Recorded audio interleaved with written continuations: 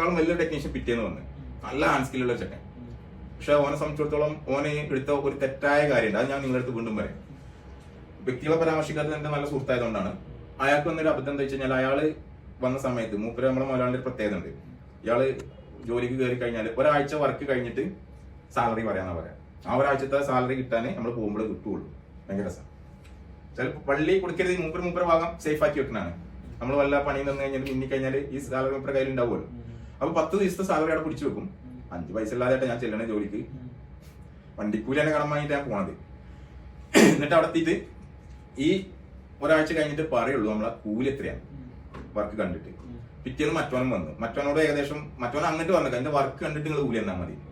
അവന്റെ കോൺഫിഡൻസ് അത്യാവശ്യം നല്ല സ്കില്ലുള്ള, ഞാൻ പറഞ്ഞല്ലേ ദുബായില് ഫ്രീ സോണിലൊക്കെ വർക്ക് ചെയ്ത ആളാണ്. ഇവൻ വന്നിട്ട് നല്ല അടിപൊളി CPU മറ്റതൊക്കെ ചെയ്യും. പക്ഷെ ഒന്നും റിസൾട്ട് ആവും. റിസൾട്ട് ആവുന്നില്ല. പക്ഷെ ഇവന്റെ പ്രശ്നം എന്താ വെച്ചാൽ ഇവന് ഹാൻഡ് സ്കില്ലേ ഉള്ളൂ, തിയറി ഇല്ല.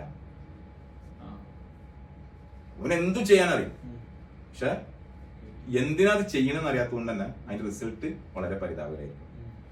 ഞാനാണെങ്കിൽ ചെറിയ ചെറിയ പരിപാടികളെ ചെയ്യുള്ളൂ.